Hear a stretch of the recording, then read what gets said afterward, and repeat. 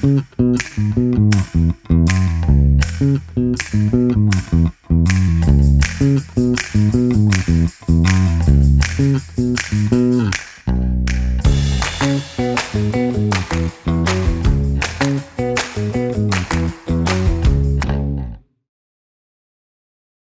voudrais vous remercier pour votre présence ici aujourd'hui et surtout pour ce rendez-vous qui nous réunit. Je voudrais donc vous prier très respectueusement de recevoir M. Gaston Zossou, s'il vous plaît. Je vous prie de vous lever. Voilà, nous allons nous lever et l'applaudir encore plus fort, s'il vous plaît.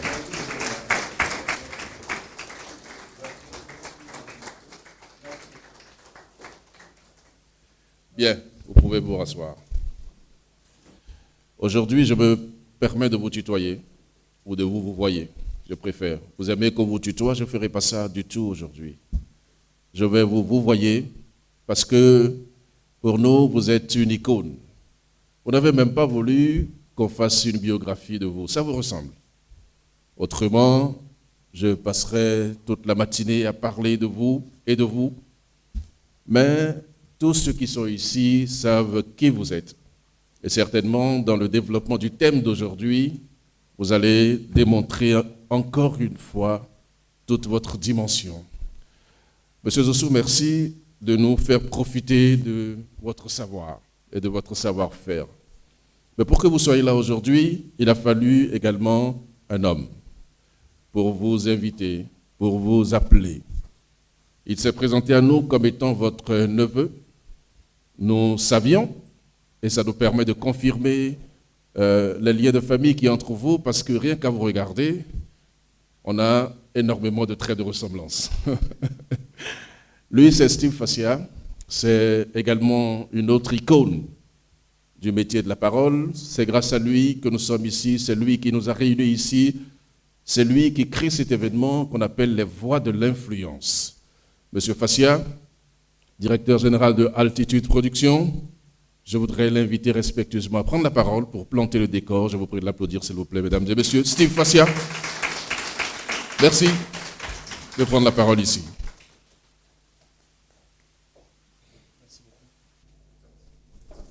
Chers amis, chers auditeurs, chers téléspectateurs, chers tous,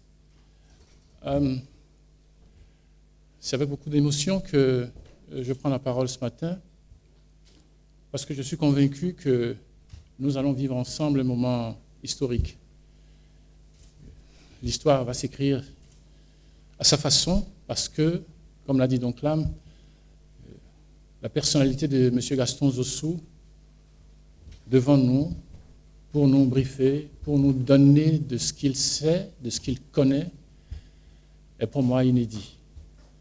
Et je dis, nous n'allons pas bouder, vous n'allez pas bouder votre plaisir. J'ai même pensé que non seulement vous allez l'écouter, après il faut les saurer, il faut les puiser par vos questions, par votre curiosité, parce que ce moment, il est unique. Je ne sais pas s'il y en aura d'autres. Je vous souhaite beaucoup de bonheur, beaucoup de plaisir. Merci beaucoup d'être passé à cette masterclass. Et je voudrais remercier toutes les structures qui sont là, qui ont envoyé donc leurs collaborateurs. Je tiens vraiment à vous remercier. Très bon moment à vous. Merci beaucoup.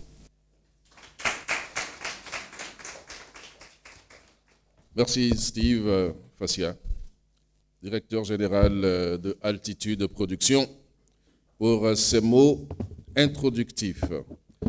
Alors, mesdames et messieurs, ce rendez-vous, comme il l'a dit, reste pour nous un rendez-vous historique. Il s'agit de parler de leadership commercial, piloter, motiver et faire performer les équipes vers l'excellence. C'est le thème principal qui a été retenu pour ces échanges. Je sais que dans le public, il y a d'éminentes personnalités du monde commercial et je voudrais pouvoir compter sur vous pour attiser, aiguiser votre curiosité, poser l'essentiel des questions, parce que juste celui qui est devant vous est quelqu'un qui aime parler, qui aime expliquer. Il est une personnalité. C'est vrai que quand je fouille, je vois son parcours, Je vois qu'il est enseignant. Vous comprenez donc pourquoi il aime le public, pourquoi il aime s'exprimer. Il est aussi écrivain. Il a produit beaucoup d'œuvres littéraires. Le thème qui nous réunit est clair, précis, concis. Je vais prier M. Zossou de nous faire maintenant l'amitié, l'honneur de prendre la parole pour commencer son speech. À vous, chers amis, je voudrais demander une attention particulière. C'est important parce que la suite de nos échanges dépendra justement de votre niveau de curiosité. Monsieur Zossou, merci de venir à ce pupitre prendre la parole, votre sport national. Merci beaucoup. Merci pour l'honneur, grand honneur. Nous allons parler de leadership. Et quand nous allons parler de leadership, on sera amené à parler d'influence de personnes sur personnes, d'influence de personnes sur groupe. On parlera de l'usage qu'on pourrait faire de la parole. On pourra aussi parler de ce qu'on peut faire de son esprit et de l'esprit de l'autre. Il y a de bonnes années, j'ai rencontré, je me suis comme lié d'amitié avec un jeune homme du Grand Nord du Niger. Il m'a rendu visite chez moi à Bedokor et je le raccompagnais. On marchait dans la rue et puis il me dit, les grands frères, et puis les grands frères ont dit, et puis les grands frères ont fait. J'ai dit, Mohamed, c'est qui les grands frères? C'est quoi les grands frères? Et lui qui marchait s'est arrêté, s'est presque extasié, il a ouvert les bras. Il dit les grands frères. Quand la force de feu de l'ennemi était supérieure à la nôtre, le grand frère se tenait debout face à la Jeep et nous comptait. Mohamed, Awali, Bukhari, Gafar. Il nous comptait quand nous entendions le nombre de 21 que nous étions, moins les 3 qui sont morts. Le grand frère se redressait, tirait quelques coups de feu et montait en dernier. Le leader, c'est celui qui se sécurise en dernier. C'est celui qui est premier face au danger et dernier face à la jouissance. Le leadership, c'est cela.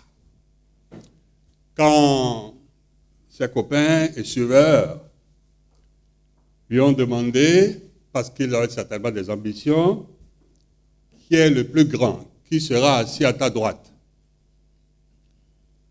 Il a dit, ce sera celui qui va servir les autres. Ce sera celui qui va servir les autres. Et lui-même, Christ, Jésus de Nazareth, a lavé les pieds à ses disciples. Alors, le leadership à 3 niveaux. On va y faire attention parce que je vais y revenir. 3 niveaux, mais on peut détailler et aller un peu plus loin. Il y a le leadership que vous avez parce qu'on vous a nommé. Il y a une décision, une note de service ou même un décret présidentiel qui fait de vous le patron. La troupe obéit parce qu'elle doit obéir. Elle est tenue d'obéir. C'est l'ABC du leadership. Il n'y a aucun mérite à être ce leader-là. En tout cas, c'est le tout premier pas. Il est utile, il est bon, il n'a rien de répréhensible, mais croyez-moi, chers amis, ce n'est pas le titre qui honore l'homme, c'est l'homme qui honore le titre. Donc le leadership basique, primitif, c'est celui qui donne des ordres parce qu'on doit lui obéir. On lui obéit par devoir. Le point suivant, c'est celui qui parvient à se faire obéir parce que les personnes veulent bien lui obéir. C'est le deuxième niveau. Chacun va essayer de sa position de déterminer dans sa tête à quel niveau il se situe aujourd'hui dans son travail. Est-ce qu'on lui obéit juste parce qu'il a le titre de chef ou est-ce qu'on lui obéit parce qu'il y a un plaisir, une volonté à lui obéir? Ce sera donc un leadership de deuxième niveau. Le troisième niveau, c'est celui auprès de qui on prend des ordres parce qu'il a donné quelques preuves dans son travail, dans la vie. Il a eu des réalisations que vous avez vues. Vous croyez en lui pour ses performances. Ce que les Anglais appellent personal achievement, ce qu'il a pu faire. Le troisième niveau, c'est celui vis-à-vis de qui vous avez une dette de reconnaissance. Parce qu'il a posé des actes pour vous bonifier, pour vous élever dans vos qualités, dans votre efficacité, dans vos propres performances. Et cette dette, vous la payez d'une certaine manière en lui obéissant. Le dernier niveau, qui est le plus élevé, c'est le leader à qui on obéit parce qu'on le respecte, parce qu'on le vénère presque, et qu'il est en mesure de fabriquer d'autres leaders. Alors ma première question, mon ami Mohamed, celui qu'il a appelé le grand frère, qui se tient près de la Jeep et compte la troupe. Et décompte bien sûr ceux qui sont tombés et qu'il n'est pas nécessaire de transporter. Et il monte en dernier, après avoir donné quelques coups de feu. Il est de quel niveau? Premier niveau, deuxième, troisième, quatrième ou cinquième? On va juste y réfléchir. Il n'est pas nécessaire de répondre. Comme chacun va réfléchir par rapport à son travail et au rôle qu'il joue aujourd'hui, à quel niveau il se situe dans le leadership. Croyez-moi, c'est ma conviction intime, il n'y a pas de leadership sans communication. Il n'y a pas de leadership sans prise de parole. Il n'y a pas de leadership sans vision. La parole habille la vision. L'étoffe et en fait des choses que l'on peut marketer auprès des autres, auprès des équipes. La parole est capitale. D'abord, pour parler et parler efficacement, il me semble qu'il faut être sûr de soi. Il faut travailler à être sûr de soi. Y aurait-il une contradiction entre être sûr de soi et avoir de l'humilité? L'humilité est une vertu, mais la confiance en soi en est une autre. Les deux semblent antinomiques, mais dans le fond, les deux sont des vertus. Il faut les avoir toutes deux. L'humilité est un beau vêtement pour rassurer l'autre, pour être sincèrement avec l'autre. Mais celui qui ne croit pas en lui de façon absolue, de mon point de vue, est un handicapé. Si vous doutez de vos qualités, si vous doutez de vos capacités, vous ne le ferez pas. Je vais prendre un petit risque en racontant une histoire que j'ai vécue. Il y a quelques années, une trentaine d'années, j'ai passé la quarantaine. Histoire personnelle, réelle, où je me permettrai de citer le nom d'une personne qui n'est pas ici et qui n'est plus d'ailleurs de ce monde. J'étais en entreprise agricole, je produis des ananas à l'exportation. L'ORTB, ce qui était l'ORTB, avait dû prendre mon image sur ma plantation dans les brousses de zè de Zinvier. Ils m'ont pris en image et je parlais. Je parlais de mon travail, je parlais des enjeux de l'agriculture et de l'exportation, et je parlais de la transformation des produits alimentaires à l'exportation pour la consommation locale. Et un soir, quelque part vers 20h, l'émission passait, et à la télévision, il y avait un certain Mathieu Kérékou, président de la République, de regretter mémoire. Il était en compagnie d'un autre aîné, Gratien Poyon. Il dit, c'est qui ce jeune homme? C'est avant le ravage du temps. Il avait encore beaucoup de cheveux. C'est qui ce jeune homme? Ah oui, je le connais, il est de telle famille, faites-le-moi venir. Juste pour m'avoir vu à la télé. Je me suis porté à son bureau et il me fait recruter immédiatement comme conseiller technique à lui, du président de la République. Au bout de 9 mois, le bruit s'intensifiait dans le pays que j'allais être fait ministre. Ah oui, c'est pas un problème ça. Et le bruit s'intensifiait. Mais alors vraiment fortement. Au point où j'ai éprouvé le besoin de demander autour de moi, à mes parents et à un ami, si une telle opportunité m'était offerte, qu'est-ce que je demande au président de la République? et ils se sont entendus pour me dire ministre de la Culture et de la Communication et porte-parole du gouvernement. Et effectivement, un jour, j'étais au bureau, c'était un conseil de l'entente. Je crois que j'ai fait un tour. Et je revenais quand mes assistants de l'État me faisaient signe de continuer sur la présidence que je suis attendu là-bas. Je dis, ah, c'est peut-être cette affaire. J'arrive à la présidence, non pas comme collaborateur, mais comme hôte. Donc j'ai été reçu dans la salle d'audience du président de la République. La porte, elle est grande, elle est haute. Le garde ouvre la porte, j'entre, et le président, à 10 mètres de moi, s'est déployé et a tendu la main. Et moi, je courais le risque de laisser la main présidentielle poireauter. J'ai dû hâter les pas pour me soulager de cette mauvaise conscience. Il me dit, asseyez-vous. Je me suis assis dans un coin de divan et lui sur son trône de souverain. Il me pose la question, vous voulez occuper quelle position au gouvernement?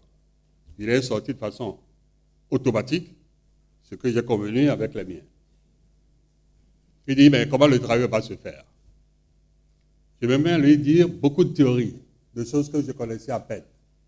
Il était assis, calme, placide, les yeux mi-clos, et tenait sa baguette qu'il caressait. C'était comme s'il ne m'écoutait pas. Je lui ai dit, sur l'honneur, Monsieur le Président, il vous est impossible de trouver ici au Bénin quelqu'un pour faire ce job comme moi. C'est impossible. Je dis, j'ai une forte émotion en ce moment. Je lui ai dit comme ça.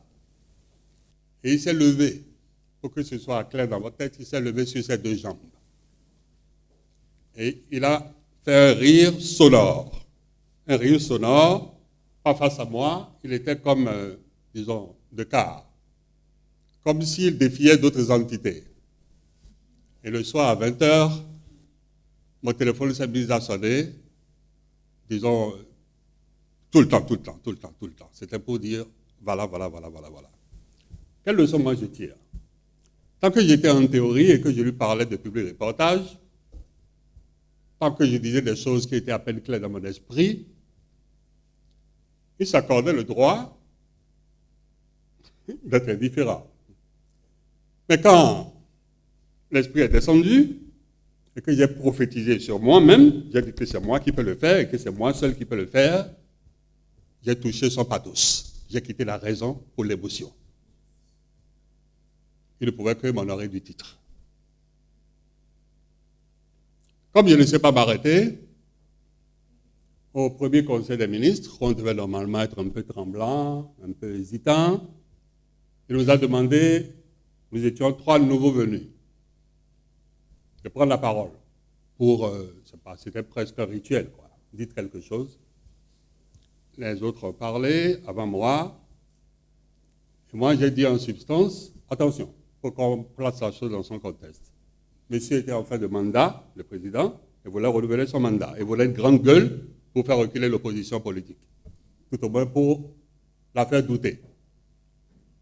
Je lui ai dit, devant les autres, devant mes pères les ministres, donc les anciens, ceux qui étaient là avant moi, et les 2 nouveaux venus avec moi,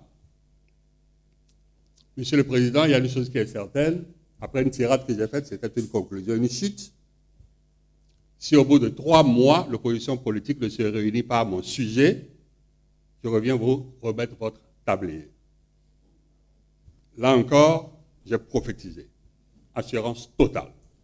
Pourtant, je ne suis pas orgueilleux. Mais il y a simplement que je pense qu'il y a une toute puissance, chacun l'appelle de son nom, avec qui on peut entrer en alliance ponctuelle ou soutenue. Et quand vous dites avec assurance, ça devient la vérité, simplement la vérité.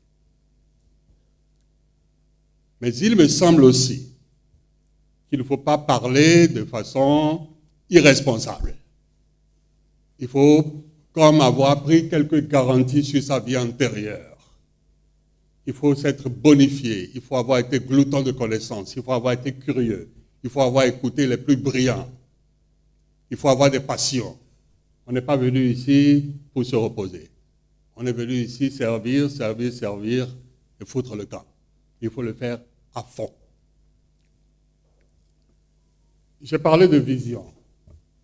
Il est écrit quelque part, mon peuple a péri faute de vision. Il faut avoir de la vision. Le leader doit avoir de la vision. Et la vision doit être en décalage franc avec l'état des lieux. La vision que vous apportez en tant que leader doit être en décalage par rapport à l'état des lieux. Si votre vision, c'est ce qui se faisait déjà, ce n'est pas une vision. La vision doit être audacieuse et s'affranchir du statu quo. Elle doit même dédaigner le statu quo. Les vrais chefs décrètent qu'il y a un problème. C'est le premier décret. Et puis ils décrètent que c'est eux qui peuvent régler le problème. C'est le deuxième décret. On se le dit, on en fait une vérité. Certaines personnes disent que la confiance en soi est une déclinaison au niveau de l'individu de la confiance en Dieu. C'est pour les croyants.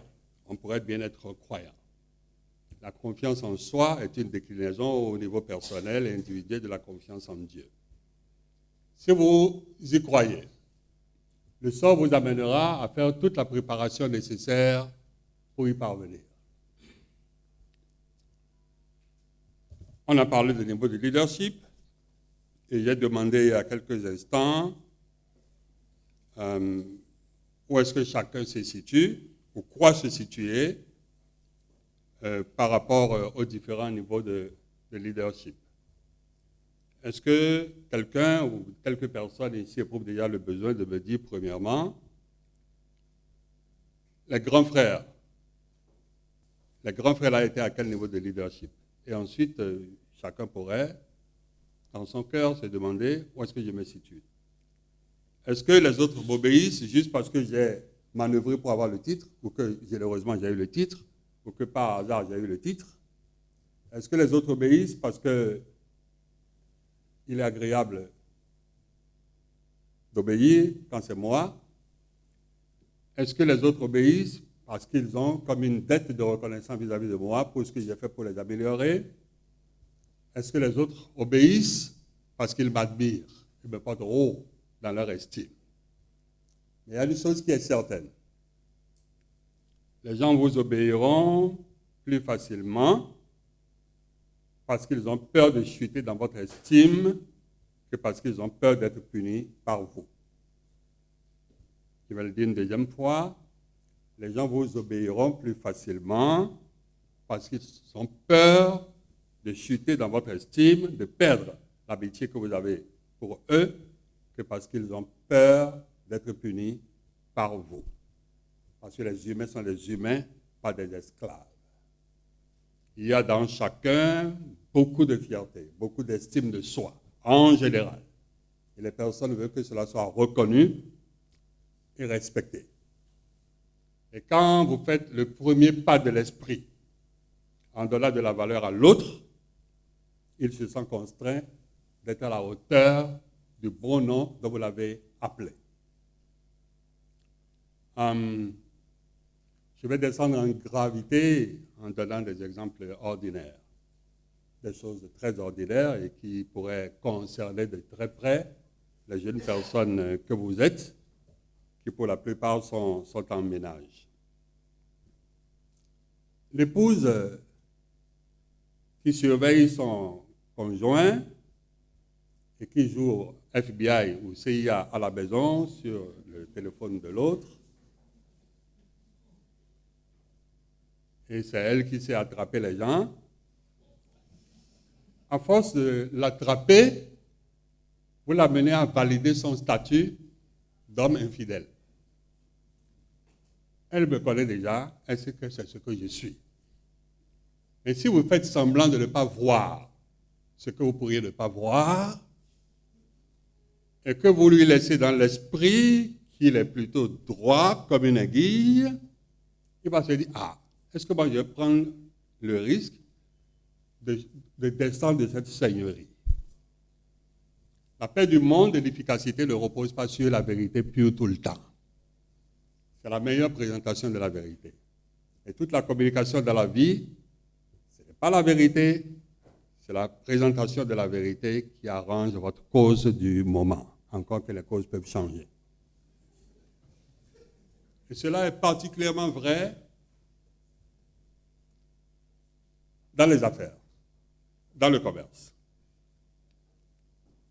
Quand vous avez quelqu'un devant vous pour négocier, essayez de tirer au clair ce que lui il veut, ses intérêts, que ce soit aussi clair dans votre esprit que vos intérêts à vous. Et vous serez un excellent négociateur. Personne n'est venu se suicider. Si vous pouvez deviner ce que l'autre veut avec assurance, vous saurez l'y conduire. Et c'est valable aussi pour les groupes. Nous allons faire un peu de théorie sur la prise de parole. Les personnes bien avant nous, depuis la Grèce antique, en matière de prise de parole pour agir sur les autres, on parlait de pathos et de logos. Pathos, c'est l'émotivité. Le logos, c'est le mental, c'est le raisonnement, c'est la conduite dialectique du raisonnement. Et ils estiment que la parole efficace est un dosage efficace des deux. Raisonnement, émotion. Je vais m'expliquer.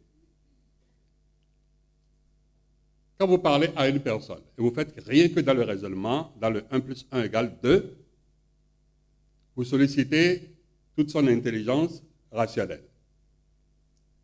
Mais si vous l'accompagnez dans une situation où, pour être ému, vous le mettez dans un état où il baisse la garde intellectuelle et puis avancer avec vous.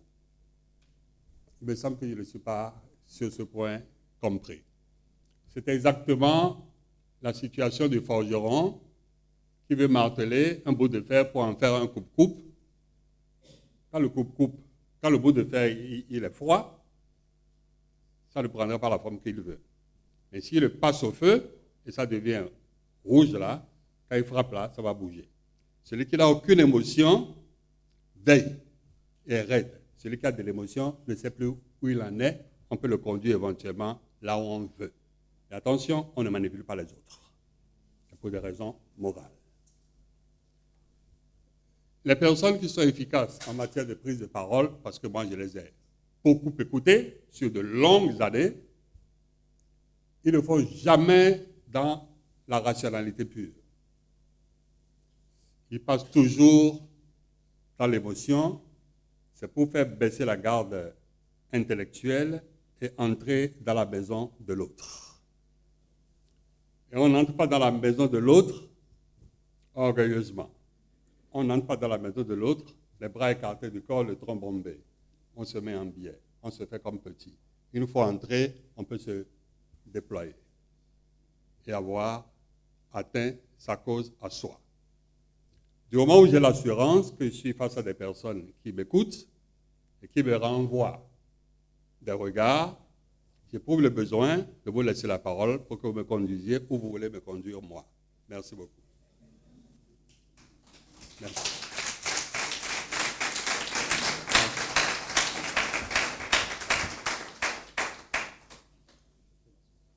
Bien. Vous l'avez compris, M. Zossou a juste fait une introduction, en réalité. C'était des propos liminaires. J'ai eu raison de ne pas aller dans trop de détails par rapport à sa présentation.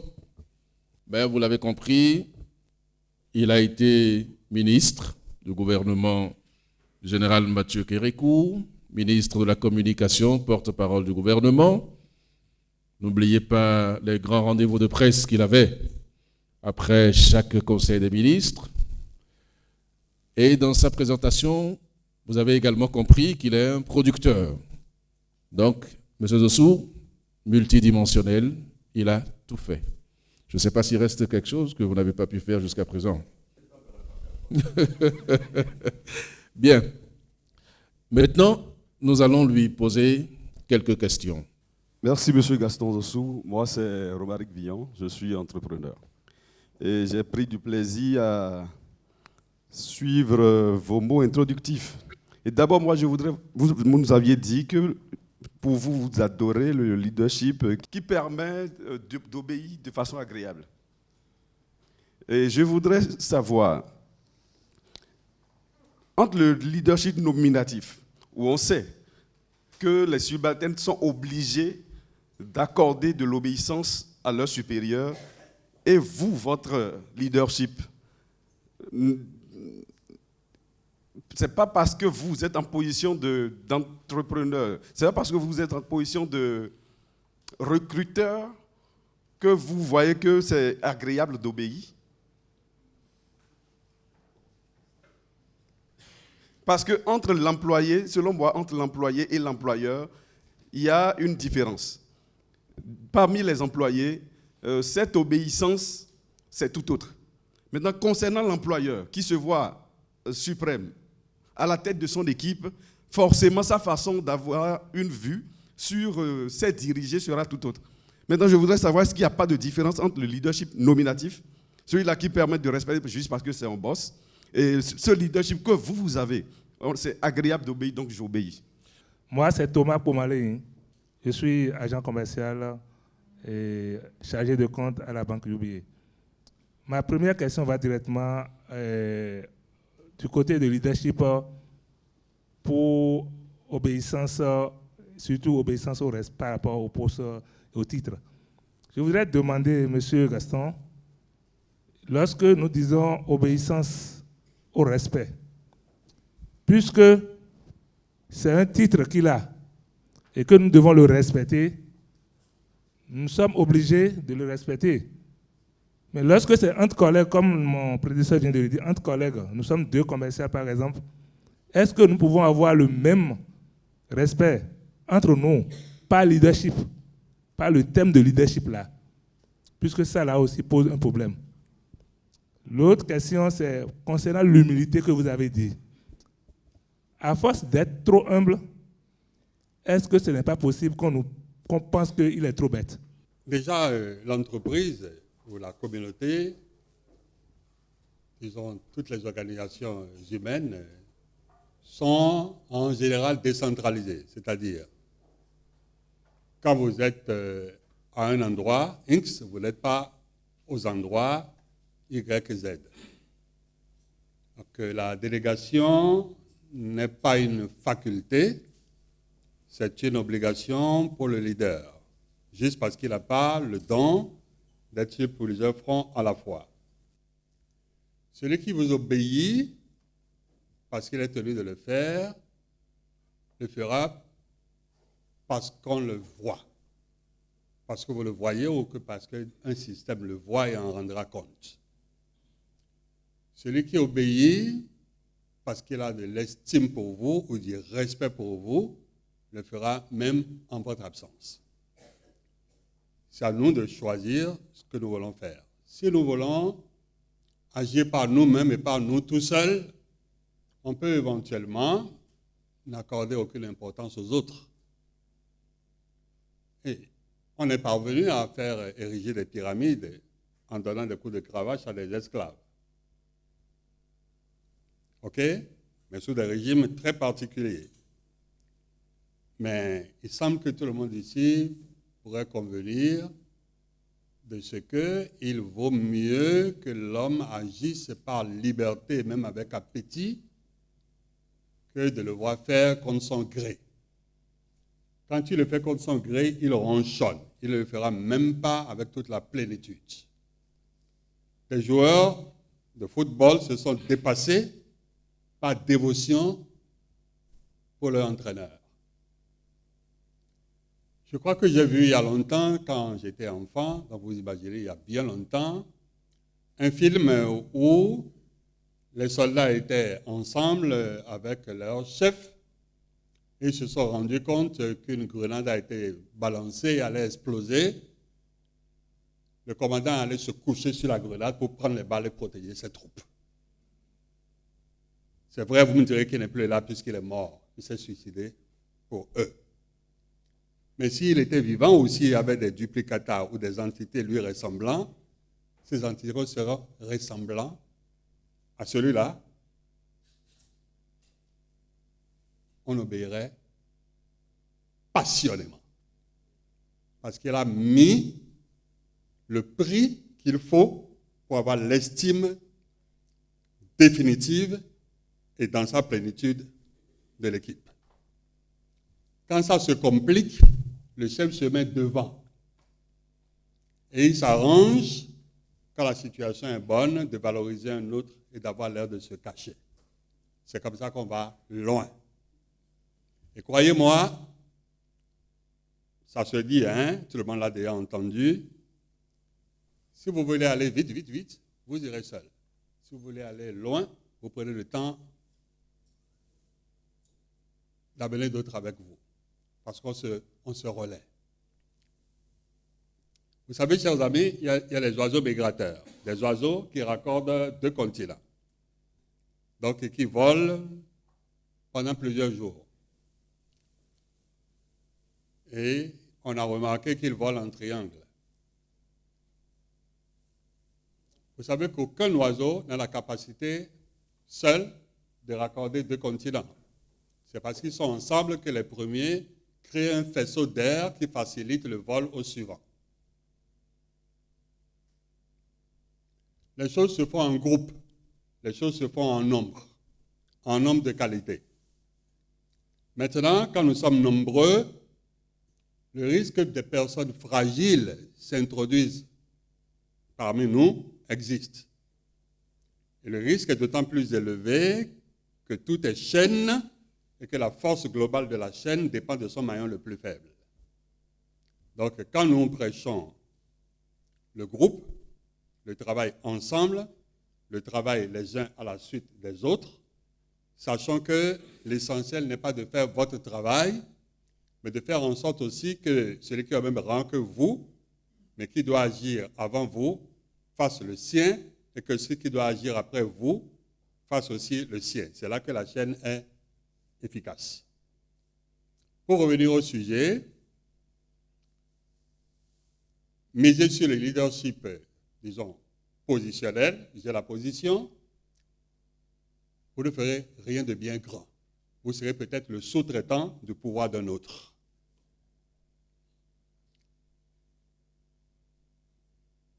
Je reprends.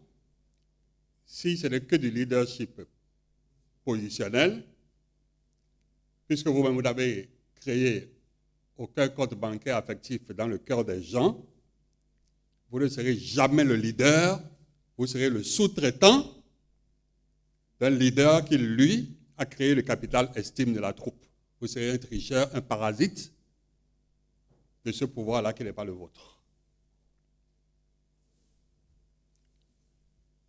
J'espère que j'ai donné quelques explications sur le sujet. Vous savez, d'abord, la vie doit être agréable. Vous savez que quand on va au boulot le matin, ou en arrivant devant l'immeuble, on doit pouvoir se dire, je rencontrerai tel copain ou tel camarade ou tel... Voilà, et ça peut donner de la joie.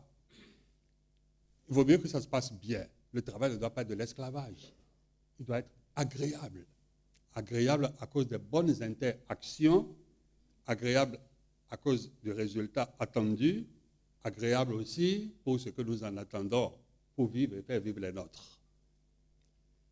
Il me semble qu'il est improbable qu'on préfère le dirigisme brutal, le commandement vertical brutal, à la réflexion, au fait de faire participer les autres et de valoriser les autres. Même pour tenir nos maisons, il faut pratiquer cela. En association, il faut pratiquer cela. Il faut valoriser les autres. Il faut aller vers les autres. Et c'est là seulement que quelque chose de positif vous est retourné. Merci. Moi, à vous suivre, avec tout ce que vous venez de développer, en tout cas la décision que moi j'ai faite, c'est qui veut être un bon leader. Et un vrai leader, un bon et un vrai leader doit impérativement mettre ses pas dans les pas du Christ. À quel niveau Oui. L'avez-vous compris? Merci. Oui. Notre icône a parlé de serviteur. Oui. Il a dit, en tout cas, laver les pieds. Bon, j'ai suivi un peu tout ça. Et puis, moi, j'ai retenu que, si tu suis vraiment ce que notre leader vient de dire, C'est en posant les pas dans les pas du Christ, en étant humble, qu'on ne peut vraiment évoluer. Et c'est ça, j'appelle un leadership participatif. C'est que ne pas faire le chef, mais c'est que c'est les autres qui t'entourent qui fait de toi un chef. Merci. Donc, la question que j'aimerais poser, c'est un peu vague, mais bien, vous allez m'excuser. J'aimerais demander à notre icône, comment fait-il pour garder non seulement sa voix, sa silhouette, cette humilité qu'on voit chaque fois. Moi, j'aimerais savoir comment est-ce qu'il arrive à faire ça. D'accord. Parce qu'il y a certains que nous voyons dans ce pays, et dès qu'ils occupent certains postes, en tout cas certains rangs, beaucoup de choses changent dans leur vie. S'il vous plaît. Nous allons l'écouter, s'il vous plaît. Beaucoup de choses changent dans leur vie, ce qui n'est pas le cas de notre cher papa. Et il a gardé beaucoup de choses que moi, j'aimerais comprendre son secret. D'accord. Merci. Ah oui. C'est aussi le leadership. Hein? Ah oui, oui, bien sûr. Je voudrais demander, lorsque vous faites tout, vous donnez le bon exemple, et vous essayez de comprendre votre interlocuteur ou vos collaborateurs, vous mettez tout en place pour qu'on puisse vous respecter, pour qu'on puisse vous reconnaître votre place de leader. Mais il y a toujours quelqu'un dedans là qui cherche vraiment à détruire tout ce que vous faites. Il a un élément, malgré tout ce que vous faites là, oui, et qui cherche à vous mettre les bâtons dans les roues. D'accord. Vous voulez savoir comment on maîtrise? Vraiment. À ce moment, qu'est-ce que vous pouvez faire? D'accord, merci. Moi, c'est Madame Aïssi Agnès, c'est pour SECO. Je suis de la FESICAM, Bénin. Merci beaucoup. Je ne veux pas répondre dans l'ordre des questions. Hein. Je suis quasiment excité de répondre à Madame, quoi. Madame, celui dont vous parlez là, ou la personne dont vous parlez là, c'est un démon statutaire. Si. C'est sérieux. Il est venu jouer son rôle. Lui aussi, il existe avec ses traits de caractère. Il est venu pour exercer votre patience, pour que vous preniez de nouveaux muscles, pour que vous soyez un amortisseur universel, un absorbant. Oui, je ne joue pas, je suis sérieux. Il y a toujours un démon. Écoutez, celui qui me soupçonne d'être pasteur, je vais lui répondre tout à l'heure. Lui, dont on nous a dit qu'il est Dieu, il en a recruté 12. Il a trouvé le moyen de mettre Judas dedans. Le jour où, madame, vous avez la paix sur cette terre, c'est la veille de votre enterrement. Et le jour où le monde entier est d'accord pour vous applaudir, c'est que vous êtes déjà inhumé. On a besoin d'être dérangé. Les avions décollent contre le vent. L'avion décolle contre le vent, va contre le vent contraire. Le genre de cône en papier qu'on voit flotter dans les aéroports, c'est pour s'assurer que le vent est en train d'aller contre là. Et moi, je monte dessus, et j'ouvre mes ailes, et je monte dessus, et je raccorde de l'autre continent. À la limite, la paix parfois est un piège. Quand tout semble tranquille là, ça vous invite au sommeil, alors qu'il n'est pas bien qu'on dorme. Le jour où vous aurez rien que des gens parfaits avec vous, vous n'êtes plus ici, vous êtes au paradis. Si, c'est évident. Vous savez ce qu'on fait? D'abord, les gens qui ont des vices, des défauts, des personnes mauvaises, comme on le dit. Vous savez que vous avez tort, nous avons tort de les juger, et que comme le corps physique peut avoir des infirmités qu'on voit, l'esprit aussi a des infirmités, voire des morbidités. Le médisant, le jaloux, le méchant, le menteur, le sorcier, il porte une infirmité sur son esprit qui fait qu'il ne fera que ça. Je demande pardon. Si quelqu'un est franchement boiteux, tout le monde marche à peu près droit et lui il boite. Vous ne lui faites pas de procès. Vous ne dites pas, ah, tout le monde marche et lui, il est en train de faire quelque chose d'autre. Pourquoi? Parce que vous voyez le mécanisme physique par lequel il boite. Mais celui qui est aussi méchant, c'est un état de choses immatérielles qu'on appelle l'esprit qui fait qu'il est méchant. Il y a des personnes dans les groupes, quand il y a la paix, ils sont mal à l'aise. Et ils entrent en réflexion.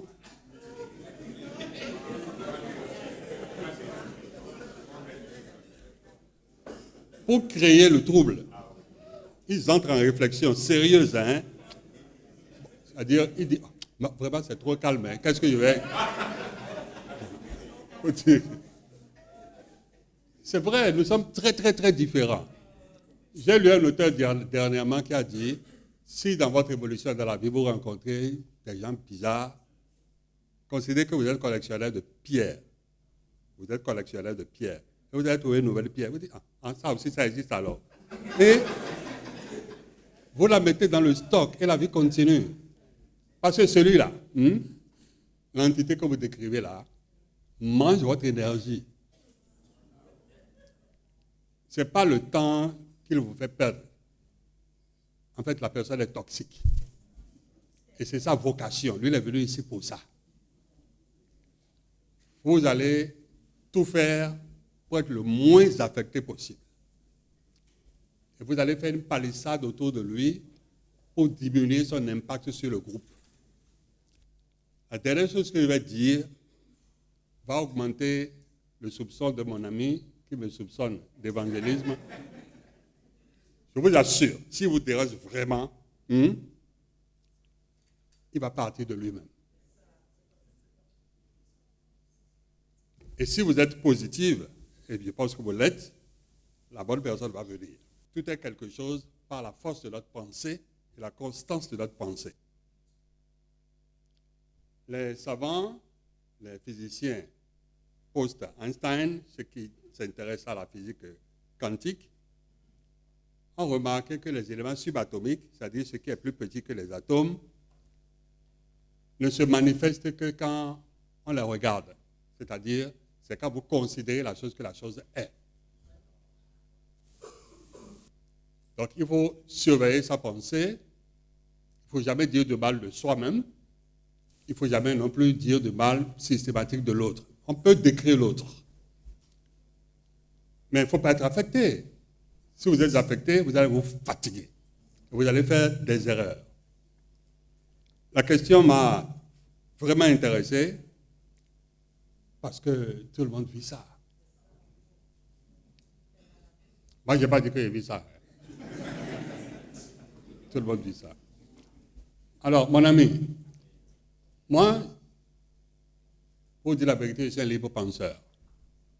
Mon intuition me commande qu'il y a un Dieu, qu'il y a quelqu'un qui a mis les choses en ordre. Je ne suis honnêtement d'aucune obédience. Est-ce que parce que j'ai cité Christ, je suis en train de dire que c'est une chose bonne? Le leadership se pratique sur la vertu du groupe, pas sur les vertus du dehors. Les vertus que vous devez pratiquer sont les vertus en rapport avec ce que vous avez convenu de faire ensemble. Si vous êtes un groupe de braqueurs, vous attaquez les banques, le chef sera celui qui est le plus habile à tirer rapidement sur le policier. Si vous êtes dans un groupe de sorciers, mangeurs d'hommes, c'est celui qui, quand l'enfant est mort, va faire le ricanement le plus prolongé, qui pratique le mieux possible la vertu de la méchanceté systématique en groupe et continue. C'est lui qui va ressembler au chef. Si vous êtes vendeur de produits, le chef pourra être celui qui a conclu les gros marchés, celui qui a préservé un marché qui allait être perdu. C'est celui qui aura des personal achievements, des réalisations personnelles en rapport avec ce qui vous unit. Je ne sais pas si je vais faire comprendre. Donc, s'il vous plaît, le leadership dont nous sommes en train de parler ne parle d'aucune vertu particulière, ni d'aucune norme morale particulière. C'est pour l'efficacité. Mais il vaut mieux être sur les bons coups que d'être sur les mauvais coups dans la vie.